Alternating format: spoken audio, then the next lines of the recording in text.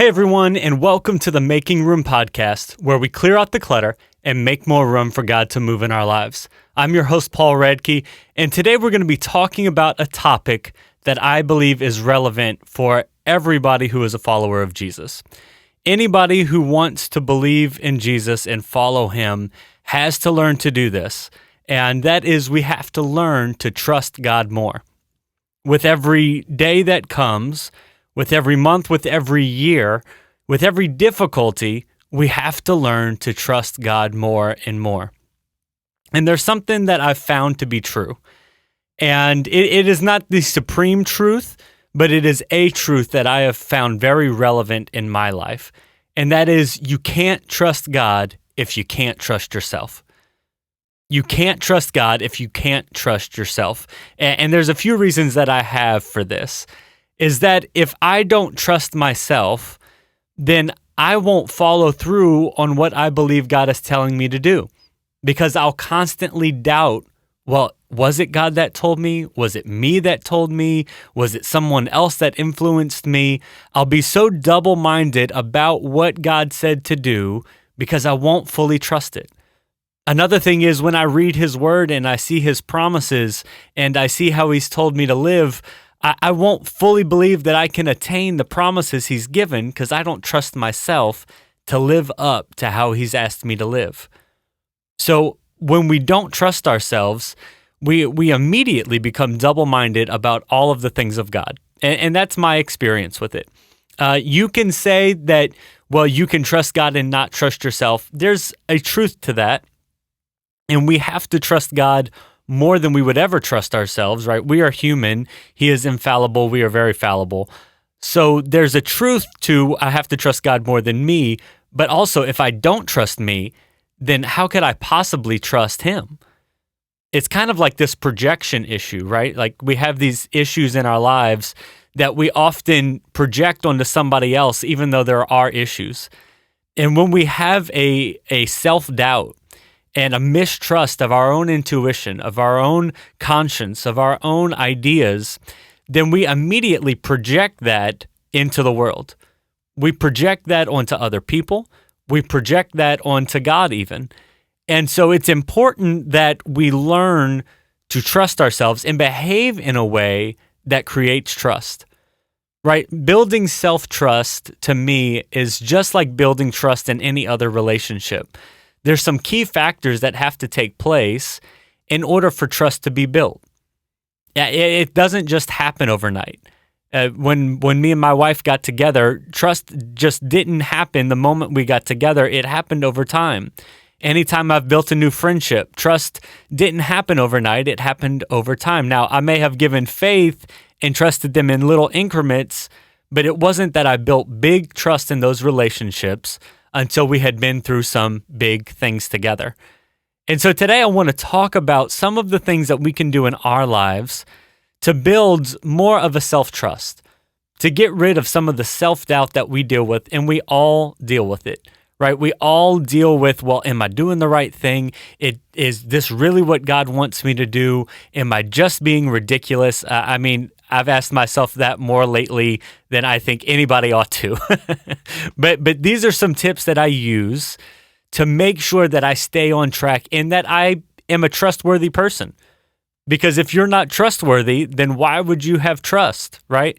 If you see someone else behaving in ways that are untrustworthy, you don't place your trust in them if you're a wise person. So when you see yourself behaving in ways that are untrustworthy, it automatically breeds self-doubt in us. And there are 4 things that I think are important for building some self-trust. One is we've got to be honest with ourselves. We've got to be honest with God. We've got to be honest with others. 2 is that we have got to stick to our core values and our ethics. The things that we say that we believe, the ethics that we have in life. We cannot say one thing and do another because it immediately breeds mistrust. 3 is that we have got to practice self-compassion, right? We can see this in the lives of anybody else. When we see people that are not having compassion on others less fortunate than themselves, then they immediately, right? That's just an untrustworthy person, right? You want to put your trust in somebody that you know if you mess up, that they're not just going to kick you to the curb. And 4 is that we have got to follow through on things that we say. If we have given our word about something, that we're going to do something, that we're going to take care of something, then we have got to follow through on whatever that is. So let's just start from the beginning and start with be honest. I think this is probably the most important thing that you could possibly do for yourself, is that just look in the mirror and be honest with the person looking back at you, right? It kind of goes into this whole self-awareness, right? It's so important to be aware of how the rest of the world sees you, to see how your actions are influencing others or how they are affecting others. It's so important to have an honest view of yourself. And it's easy. Look, I've done it more than anybody else, is to look at the person in the mirror and tell those little lies that just make you feel better and help you sleep better at night, right? If you failed, then you have a reason why it was somebody else's fault. If you said something and you lashed out at somebody, well, then there was a reason, because they shouldn't have done what they did to you, or they betrayed you, so you had a right to betray them back. We come up with all of this reasoning on why our actions are justified, but there comes a moment where we have got to look in the mirror and say, you failed, and it was your fault. You acted out in a way you shouldn't have, and you can try and place blame on someone else, but deep down, we always know the truth. Even if we don't want to acknowledge it, we always know deep down that I shouldn't have done that. Regardless of what they did, I should not have done that. And so when you look in the mirror, if you are not honest with the person staring back at you, well, right off the bat, you are untrustworthy. Right? Honesty is a pretty big thing in relationships, especially for me. I just don't like being lied to. I would rather someone tell me a hard truth than a comfortable lie. I would rather know the truth of how you feel, the truth of what's going on, than for you just to tell me something. And that doesn't mean I'm going to like the truth or I'm going to rejoice about it, but I would rather know the truth than live a lie. Because then I know what I'm dealing with. I know ways to move forward, or I know what needs to be tackled. But if I don't know the truth of the situation, then I am fighting something that is not even real, right? I'm trying to make something work, and I don't even know the truth of the matter. So when we look at ourselves in the mirror, are we being honest enough to see our faults and our failures and say, look, these are your fault? Yes, that you had a tough upbringing, or yes, things happened to you when you were younger that have caused you to be this way, but now you're older, now you're a little bit wiser, hopefully, and now it's your decision of whether you're going to continue these patterns and continue these behaviors, or are you going to change them? Are you going to become a better version of yourself, or are you just going to fall for the lie that someone else made you who you are today and there's nothing you can do about it? We've got to get honest. We've got to get self-aware. We've got to be able to look at ourselves and see all the good things and all the bad things, call it what it is, and then work to improve the bad and work to build the better. Work to build the things that are good. I've got this friend who, really good person, and I'm not going to name names, but they're always just kind of fudging the truth just a little bit, right? It's never just the truth of what happened. It's always just skewed just a little bit to make it seem like it's better than what it was, or that they're better than what they are. It's always just tainted just a little bit to where you can't fully trust the story that they're telling you. And because this has happened so many times, now when I hear a story from them, I've always kind of got an eyebrow raised, like, is this really what happened? Are you really telling me the truth? And it always causes just this immediate mistrust, whatever the story may be. And when we do that to ourselves, right, when we're not honest with ourselves, and it's always tainted just a little bit and skewed just a little bit to make ourselves feel better or make ourselves look better, then we automatically have those feelings about us. Can we really trust what we say? Can we really trust our opinion about ourselves? Why? Well, because I've been lying to myself for so long. Why would I trust what I say about me? Some good ways to kind of find out the truth is, if you have a spouse, they're going to be the ones to tell you the truth about yourself really quick in most cases. If you allow them a safe space to say it, they're going to tell you some hard truths that you may not want to hear. If you have some best friends or people that you've grown up with or your parents, people will tell you some hard truths if you create a safe space for them to tell you. And then also, like I said, deep down, we know the truth in a lot of instances. We just don't like to hear it. It's uncomfortable. I don't want to hear those things about me. I don't want to hear that I've got so much to work on. But if I am honest with myself, I know that these things need to be worked on. So when we get honest with ourselves, we create an environment in which positive things can take place. We create an environment of trust. We create an environment where things can begin to change for the better. So if you want to build self-trust, first thing you've got to do is be honest with yourself, with God, with others. Be honest about how you're feeling. Be honest about the things you've done wrong. Be honest about the things you've done right.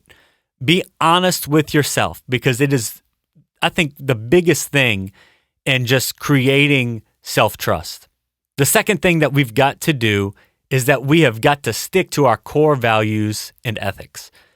Now, we've all had that person in our lives. Maybe it was a preacher. Maybe it was somebody you saw on TV that spoke a good game, right? Maybe it was a politician that said all the things that they believe and the things they're going to fight for and the way we ought to live and how we ought to treat others.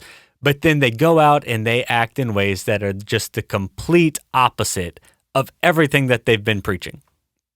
I mean, politicians are a great example of this. Preachers, unfortunately, are a great example of this. And nobody's perfect. I'm not saying that, everybody's got to do exactly as they say all the time. Life is more complicated than that.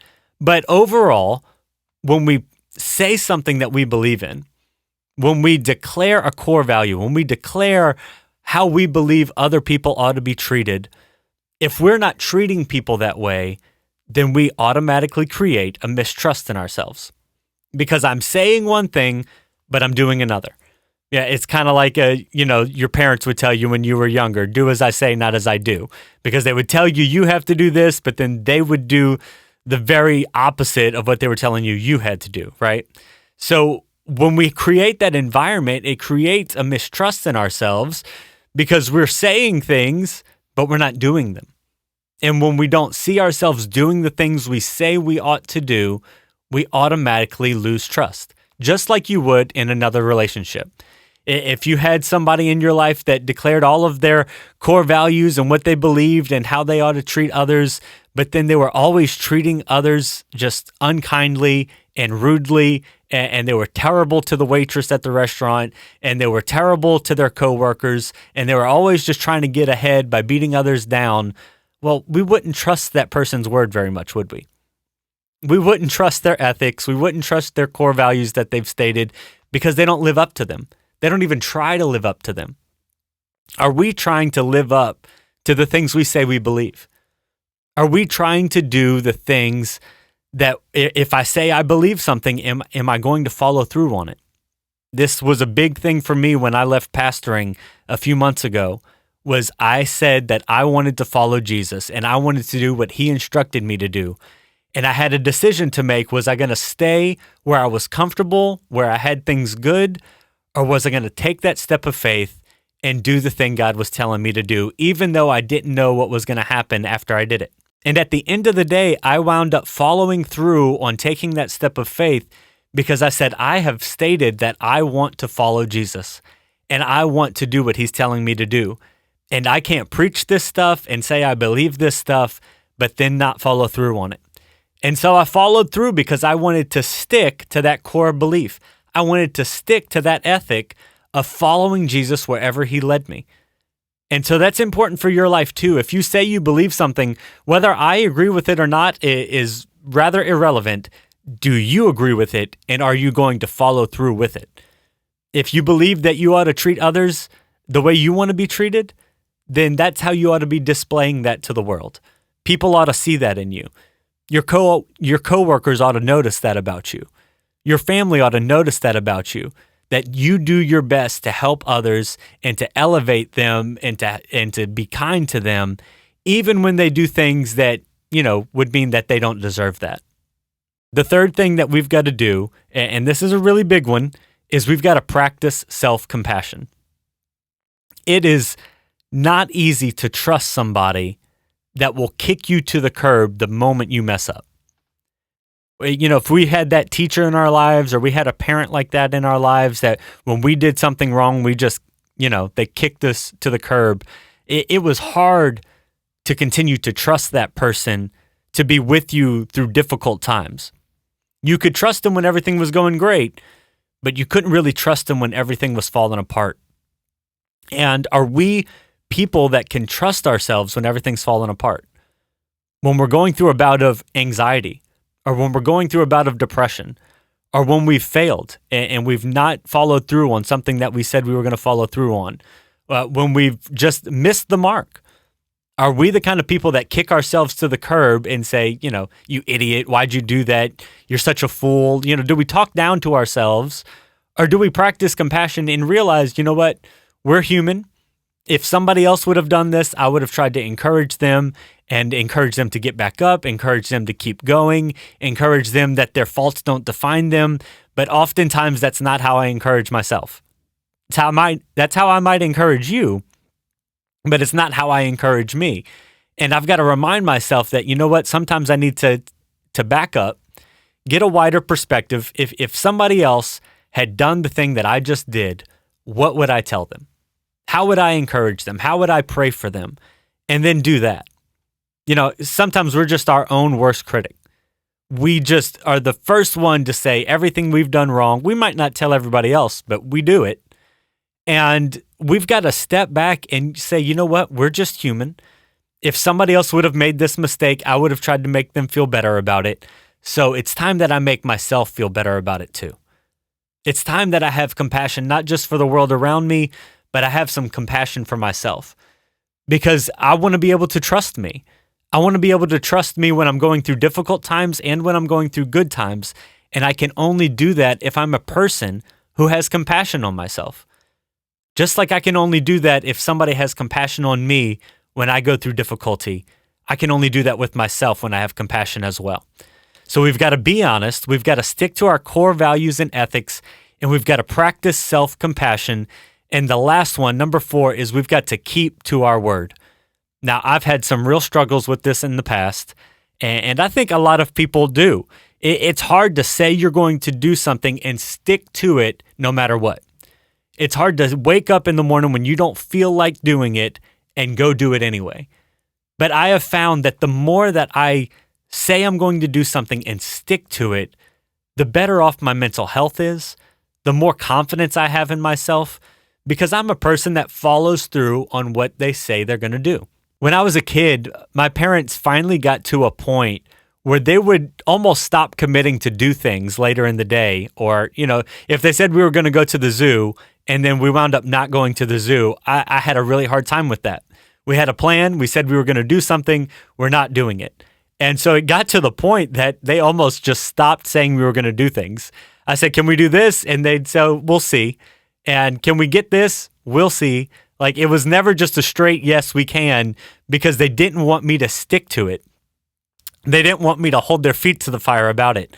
And I understand that.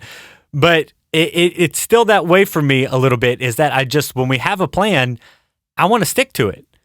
And it's really hard for me to kind of get out of that rut of saying, okay, we need to adjust the plan. But there is a point where when we say we're going to do things, we've got to stick to it. Because if our word is not trustworthy, then why would we trust us? If I say when I'm going to bed at night, I'm going to wake up and I'm going to exercise for 30 minutes, and I don't follow through on what I committed to myself to do, then I become a little bit less trustworthy. If I say that I'm going to give, extra effort at work today, and then I don't give that extra effort, I become just a little less trustworthy with me. Every time I set a goal and then I don't follow through on it, I become a little less trustworthy. And when we say we're going to do things, not only does it affect how other people trust us, right? If we say we're going to do something, we don't do it, people trust us a little bit less. They don't think that our word, they don't believe that we're going to stick to our word all the time. It's the same thing with ourselves. When we say we're going to do something and we don't follow through on it, we become just a little less trustworthy with us. So it's important that when we say we're going to do something, don't say you're going to do it unless you're going to do it. Jesus even taught, let your yes be yes and your no be no. If you say you're going to do it, then do it. If you say you're not going to do it, then don't do it. And I know that feelings can really skew this. I know that circumstances can make it difficult sometimes, but I promise you the benefit of following through on your word is not just a benefit to everybody else who you said you were going to do something for, but it's a benefit for yourself. It's a benefit to when I say something, I know I'm going to follow through on it. When I commit to a goal, I know I'm going to do my best to achieve it. When I say I'm not going to do something, I know I'm going to do my best not to do it. I'm not just going to throw in the towel whenever it gets a little bit difficult. I'm not just going to give up whenever hardship comes, but I'm going to keep on doing my best to keep to the word that I have committed. It's a very godly principle. God says that his covenant he will not break. So it's a very godly thing to say you're going to do something and follow through on it. And as we follow through on these 4 things, as we get honest with ourselves, as we stick to our core values and ethics, as we practice self-compassion, as we are following through on the things that we say we're going to do, we are building a little bit of trust more and more with every decision, with every step that we take, with everything that we do. We are becoming more and more trustworthy, not only with ourselves, but also with others. They will see how we stick to our word. They will see that we are the kind of people that are going to stick to their core values. They're going to stick to their ethics. They're going to stick to what they say they believe no matter the cost. They're going to see that we do our best to be honest with ourselves and with others and with God. They're going to see that we're the kind of compassionate people that help people get back up. We don't just kick them when they're down. And it's going to make a difference for your life. It's going to make a difference. And at the end of the day, the next time God speaks to you as you practice these things, you're going to be able to trust him just a little bit more because you trust that he's speaking to you. You're a trustworthy person. And if you say that God is speaking to you to do something and you believe you're trustworthy, you're going to be way more likely to follow through on that thing, right? Right? If we don't trust that God is speaking to us and we hear his voice or we think we hear his voice, but we're not sure, so we stay double-minded and we don't follow through all the time. Sometimes we do it, sometimes we don't. Then we are very double-minded. We're very back and forth. And it says in Scripture, let not the double-minded man believe he'll receive anything from God. So the whole point in learning to trust ourselves more is so that when God speaks to us, we believe it's him and we follow through on what he told us to do. And it will not only create a better environment for us to hear God, but it will be a better environment for other people to hear God through us. When they see that we are a trustworthy individual, when they see when God says to do something, we follow through, when they see that these are the standards and ethics that we choose to live by and we follow through on that, then we become people that people want to be like. We become somebody that is worth listening to when they speak. We become somebody that when we say we're going to do something, we follow through. We have compassion on others. We're honest to others, and we stick to what we believe. Now, none of this is going to happen overnight, and it didn't happen overnight for me. It doesn't happen overnight for me. It's not going to happen overnight for you. But as we do this step by step, day by day, as we commit to following through on what God has given us to do, taking those steps of faith, earning our own trust back, I know that we're going to stick to his word more closely. We're going to believe that his promises are true, and we're going to believe that his voice is operating in our lives. So I encourage you, stick to these 4 things and watch how God changes your life. Thank you all so much for listening. If you got any value out of today's message, do me a favor, send it to a family member, send it to a friend that may need to hear it. I appreciate it very much because it will help this audience to grow and help this message get to more people. I love you all. Thank you so much for listening, and I look forward to being with you next week as we continue making room.